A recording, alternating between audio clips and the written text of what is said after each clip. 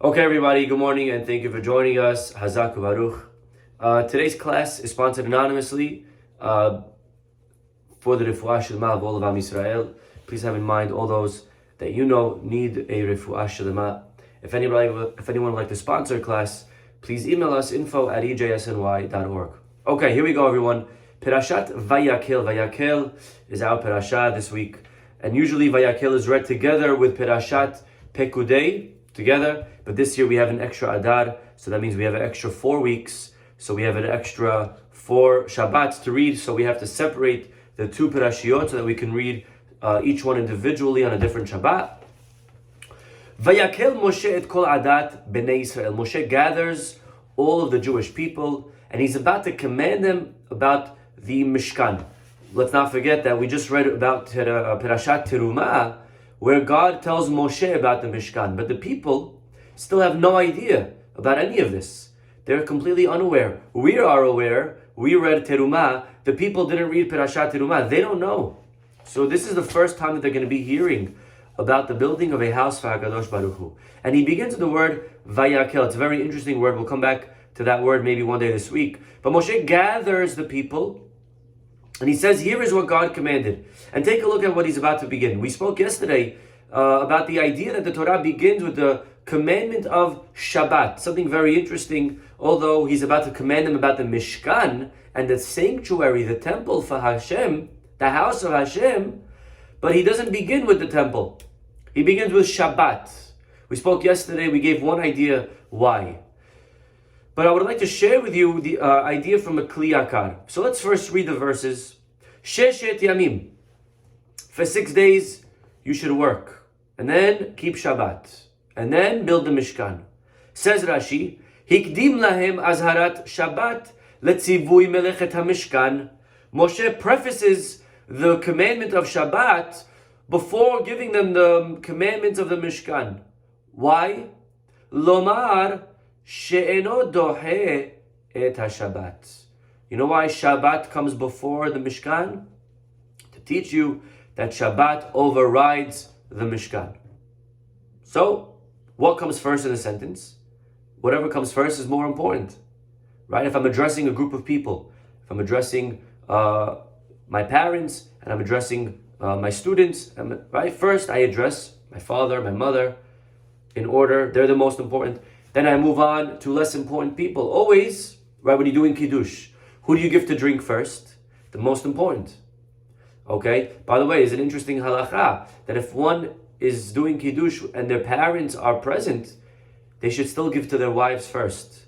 Because ishto kegufo, one's spouse is like oneself, and therefore your wife comes even before your own parents. But usually you give to the parents, then to the less important. Okay? So, the Torah writes Shabbat first to teach you that Shabbat comes before the Mishkan. That means when the Jewish people, imagine the excitement. Here they are in this new project. They want to build a Mishkan for Hashem. They want to build this house for God. Everybody's excited. Everybody's all in. What happened on Friday afternoon? Did they continue building or did they stop to keep Shabbat?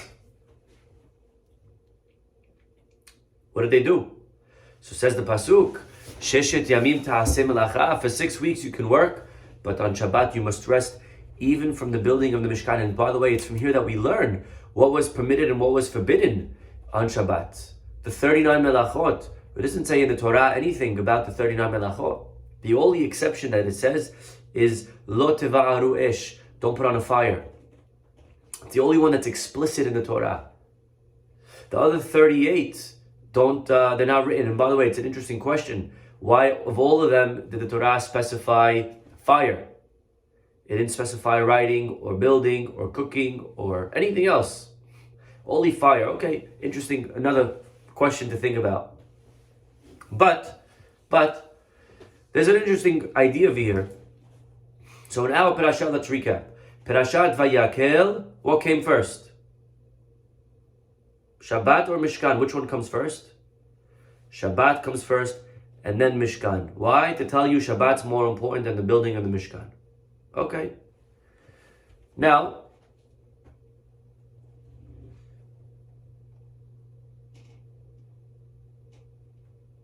There is a problem here. We go back to Book of Shemot, chapter 31. Okay? If you have chapter 31, you could open it up. This is going to be Vayakhel Lamed Aleph. Vaydaber Adonai el Moshe lemor. God says to Moshe, Re'eh karati beshem. See, I have called by name. Betzalel ben Uri ben Hur Mata Yehuda. I have called out Betzalel. Va'amaleh oto ruach Elohim. I have filled him with a lot of wisdom. Lahashov mahashavot. To weave designs, to work with the gold, with the silver, with the copper, stone cutting for setting, etc. Okay, fast forwarding now. And then, what does it say? Ve'ata. The pasuk then says, I'm skipping 10 psukim, I'm going all the way now to pasuk 13. Ve'ata daber al bnei Yisrael lemor, ach et shabbatotai tishmoru. So God now speaks about the building of the Mishkan and everything that it's going to have. And then he speaks about Shabbat, but over here what comes first? Over here, Shabbat is second. So you see the problem. Right away, if we're studying the text, we should notice this difference. That in our Parashah Vayakhel, Shabbat is first, and therefore Shabbat's more important than the Mishkan. But back in Parashah Ki Tisa, in chapter 31, it spoke first about the Mishkan and then about Shabbat. Now, if the rule that we just gave is true and we're consistent to our rule, so what should be more important? What's first usually is more significant. And in Parashah Ki Tisa, what was first? The Mishkan. So over there, we have now a contradiction. In one place, you put Shabbat first to tell me that Shabbat overrides the Mishkan. But then in Parashah Ki Tisa, you put the Mishkan first, which would indicate that the Mishkan overrides Shabbat. However, there's one difference. Problem over here is that in Parashah Ki Tisa a few weeks ago, last week, it said, Ach et shabbatotai tishmoru. Ach, however, always ach, ba le ma'et. Always the word ach comes to exclude. However, you should keep Shabbat. Says Rashi, af al pi shetihiu redufin uzrizin. Even though I want you to be super active in the melacha of building the Mishkan, Shabbat al tidachem mipaneha. Shabbat comes first. So we have something over here that is very hard to understand. We have a rule that usually what comes first is more important. And in our parashah, Shabbat came first to tell you Shabbat overrides the building of the Mishkan. Last week, it flipped. The Mishkan came first, which would have led one to mistakenly conclude that Mishkan overrides Shabbat. And therefore Hashem, so that you shouldn't conclude this, threw in the extra word ach. Ach, now, it's a double reverse. It's like, when you're playing Uno, if you play the reverse card and the guy plays the reverse card on you, so it's a double reverse, right? So even though Mishkan is first, Ach makes it as if Shabbat is first. Ach et Shabbatotai tishmoru. Okay. Comes along the Kli Yakar. Why in the world did Hashem have to do all of this stuff? Lama shineh Moshe haseder.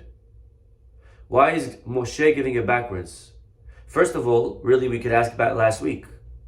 Havele lehakdim haShabbat.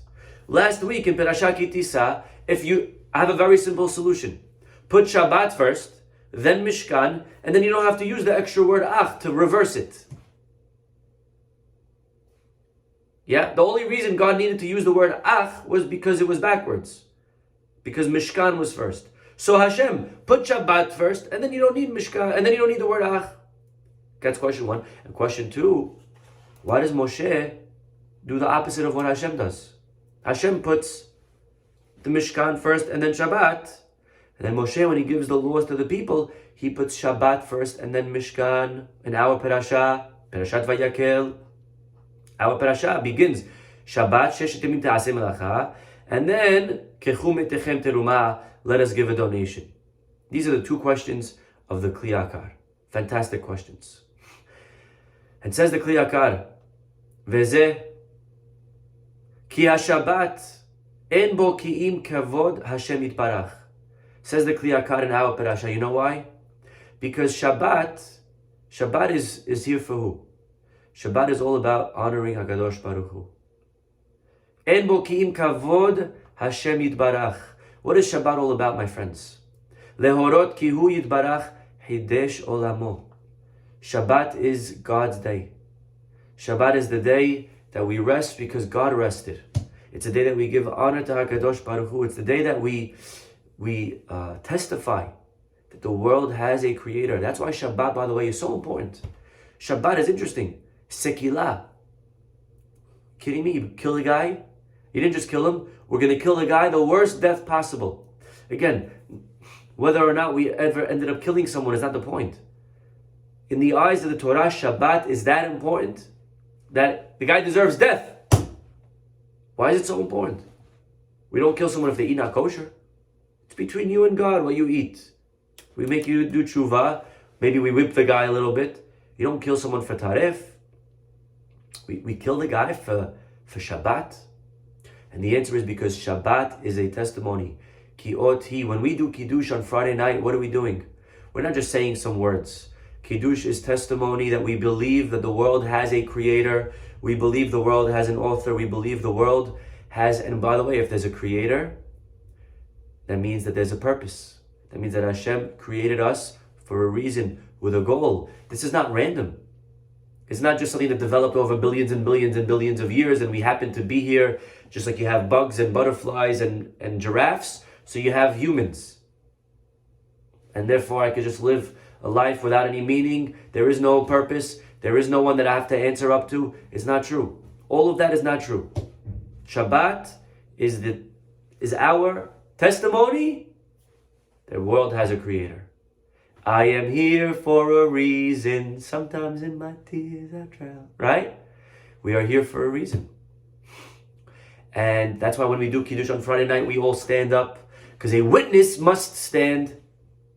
When you're giving edut in Beit Din, you have to stand up. Says the Kli Yakar, Shabbat is all honoring Hashem, that He created this world and He rested today.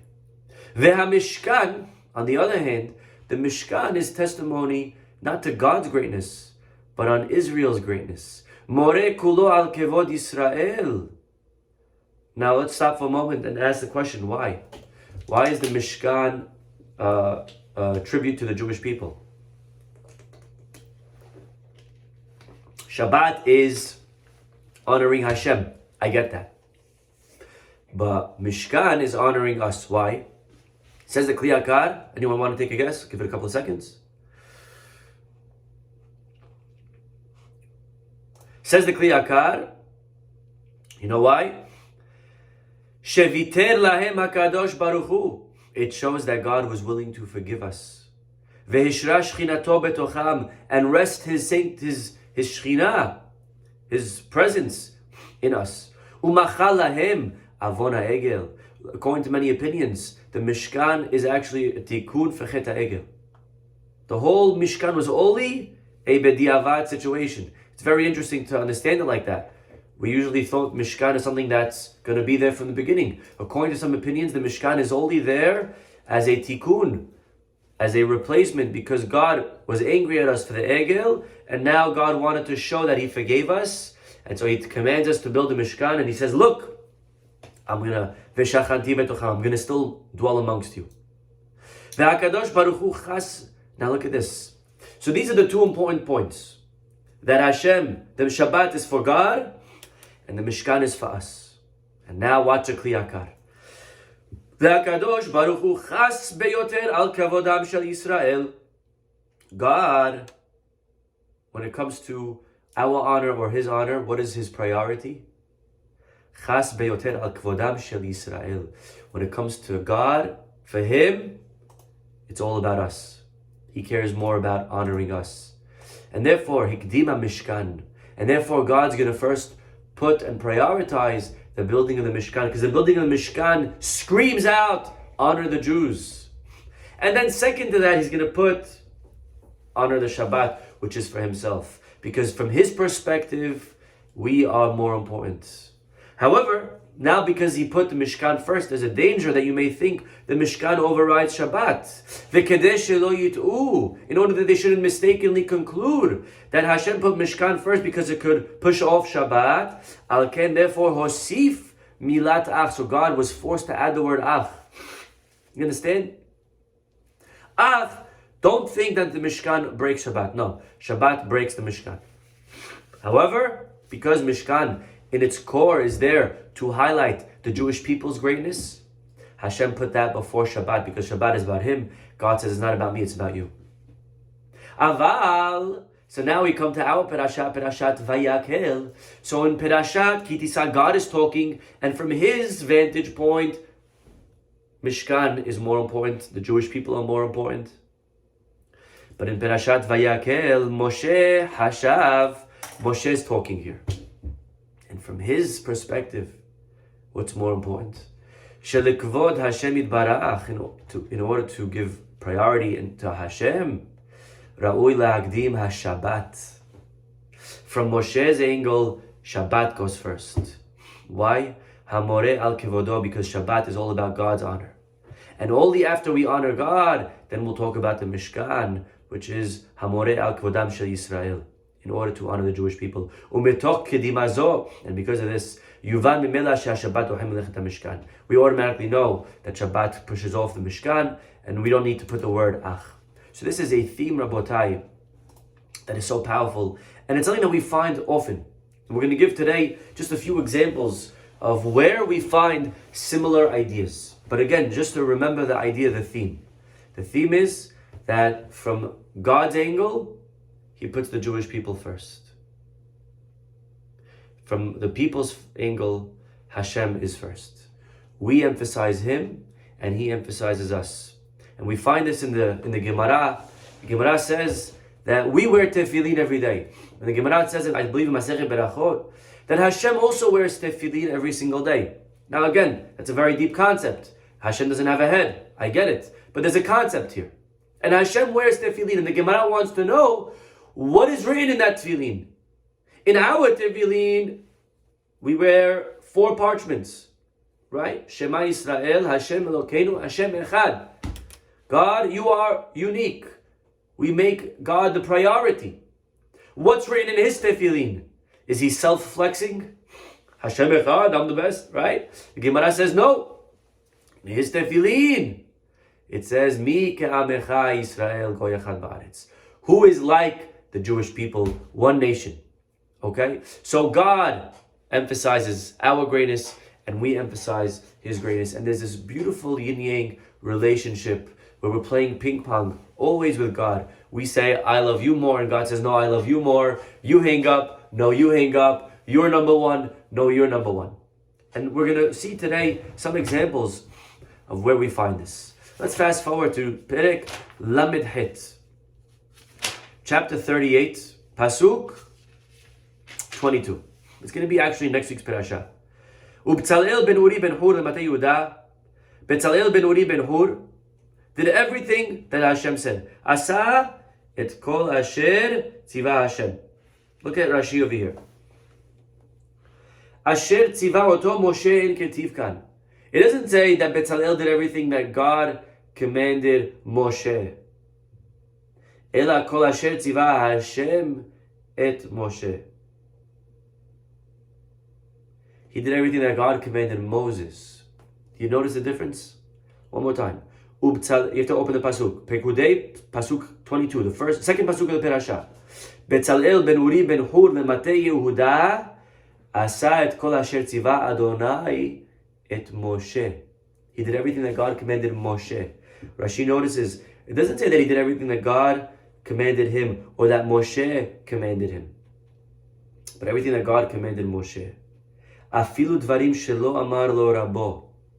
And Betzalel was able to, through prophecy in a way, he was able to even do things that God commanded Moshe that Moshe left out. There were many commandments that God gave Moshe, Moshe didn't reveal them to Bezalel. So Rashi says, Ki Moshe tziva leBetzalel la'asot tchila kelim ve'achar kach Mishkan. This is a very hot topic. We'll get to it one day. Moshe commands Bezalel to first make the kelim and then the Mishkan. First the vessels and then the house. Amar lo Bezalel says to him, Minhag ha'olam, the way of the world, la'asot tchila bayit.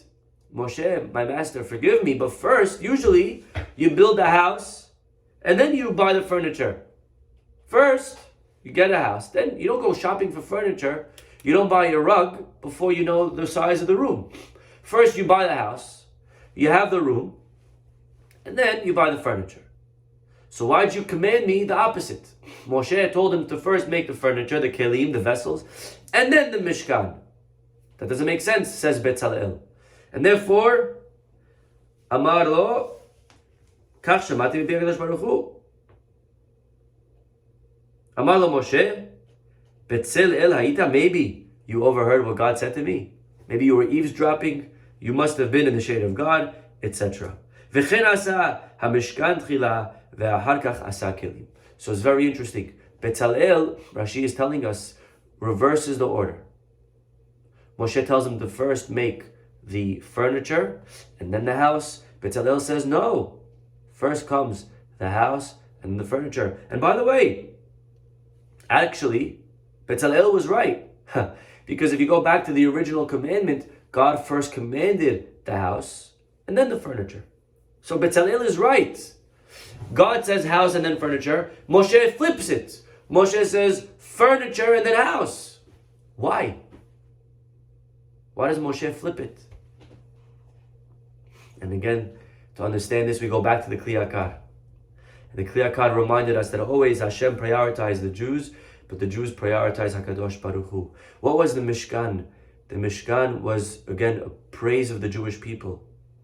That God is willing to dwell and rest amongst us. So God says, you know what's most important to me? That I honor you.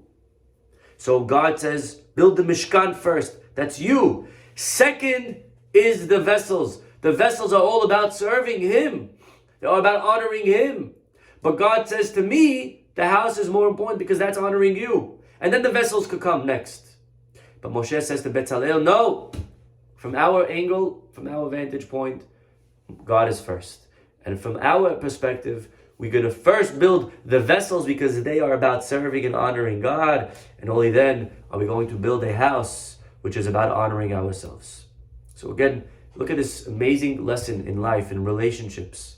How so important it is to always think about the other person, to think about our spouse, to think about our talmidim, to think about our friends. Always putting other people before ourselves. Another example, Perashat Tesaveh, chapter 28, Pasuk 4. When it comes to the clothing of the Kohen Gadol. So what is, we know the 8 clothing, we spoke about them 2 weeks ago. And these are the vestments that they shall make. You ready?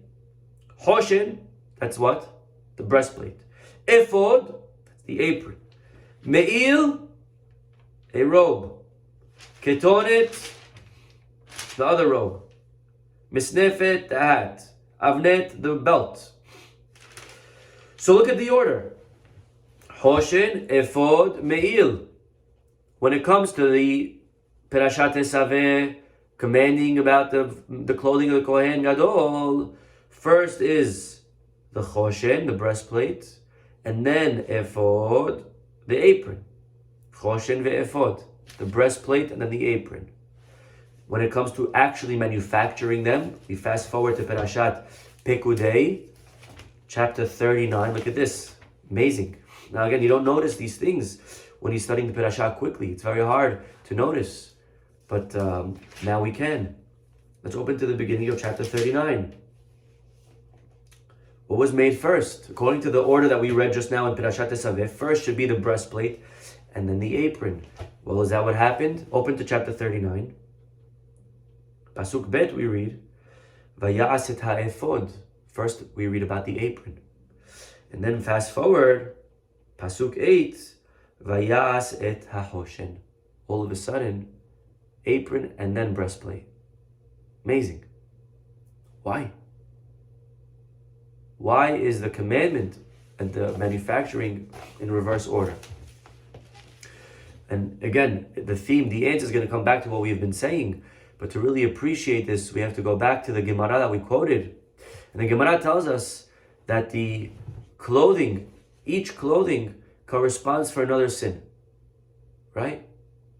So, as an example, the Gemara says the Me'il, we had a whole class on this. The beautiful robe atones for Lashon Hara. It had the bells, the pomegranates. We had a whole class, bells and pomegranates, just about Lashon Hara and what it has to do with the Me'il.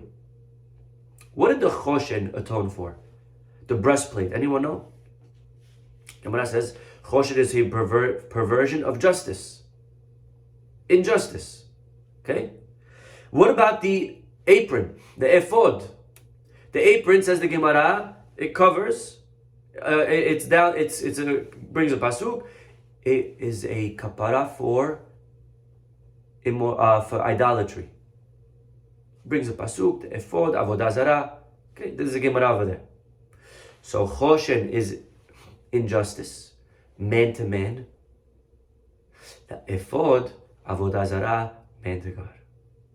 Out of his humility, HaKadosh Baruch Hu gives, so to speak, priority and significance to the Choshen, which is a kapara for man to man. God says, I forgive what you do to me, no problem. But what you do to each other, no. By the way, we know the Beit HaMikdash is not here. And our rabbis tell us that the first Beit HaMikdash was destroyed because of Avodah Zarah, Gilui Arayot, Shefichut Amim. The first temple was destroyed because of the 3 cardinal sins. But Hashem was able to mochel and forgive us very quickly. 70 years later, the temple was rebuilt. But the second temple is still not here. 2,000 years and counting. And why was it destroyed? Because of the sin of Sinat Chinam, hatred, one Jew to the next. God says, I can forgive you on what you do to me, no problem. But I can't forgive if there's fighting amongst yourselves. Hashem, for our own kavod, is willing to even ruin his own temple and destroy his own temple. Just because of humility. Look at Hashem's humility, unbelievable. So when he commands Moshe, he first commands him to manufacture the Choshen, which is there to atone from man to man. God says, from my angle, that's more important. That you should respect each other. And then comes idolatry, the ephod. But when it comes to actually making them, Moshe says, no. From our angle, we first care more about your honor, and we put Hashem, we give him priority. First, we manufacture the ephod, which is idolatry, man to God, and only then do we give importance to other people, which is the Choshen, which is the breastplate, which is justice. Interestingly, Gemara tells us in a few places that when we get to Shamayim, they're going to ask us a few questions. By the way, if you know that these 4 questions, you could prepare and know the answer, and then you're good to go. Imagine before the final, I give you a copy of the test. You can read all the answers, right? It's called cheating, but it's all right. Okay, fine. So, the Gemara cheats for us. Gemara tells us, here's the questions. I'm telling them to you. It's very simple. What's the first question? First question. Of course, the questions are, did we wait for salvation? Tzipita leYeshua, are we waiting constantly for Mashiach? Right? But you know what the first question is? Nasata v'natata be'emunah. Were you honest in business? The first question that they ask us is not, did you respect me? Did you think about me? Did you honor Shabbat? Did you care about Mashiach? Hashem, the first question that he cares about, how'd you treat other people? Ay. This is the humility of HaKadosh Baruch Hu. So again, God tells us first about the Mishkan, because from his angle, he cares more about us, the Mishkan. That's our honor. God first commands us to build the Mishkan before the vessels. He cares about us. First, He commands us about the choshen, the perversion of justice, man to man. Another example, when the Jewish people do Chet HaEgel, how many die? We just read it last week. 3,000 people die. Avodah Zarah, the worst sin possible, right? Balak, Jewish people immoral, not loyal to each other. And what ends up happening? 24,000 Jews. Egel, only 3. Egel, only 3. Avodah Zarah, the worst sin. Hashem says, I let it go. Not loyal to each other, I have no patience for that. 24,000 Jews died. And after, what was the aftermath of that? God comes to Moshe in Perashat Matot and He says, Nekom nikmat b'nei Yisrael. I want you to avenge the honor of the Jewish people. But then, open up please to the book of Numbers, chapter all the way at the end. Chapter 31, Pasuk 3. What does it say over there? God said, Nekom nikmat b'nei Yisrael. But what does Moshe say?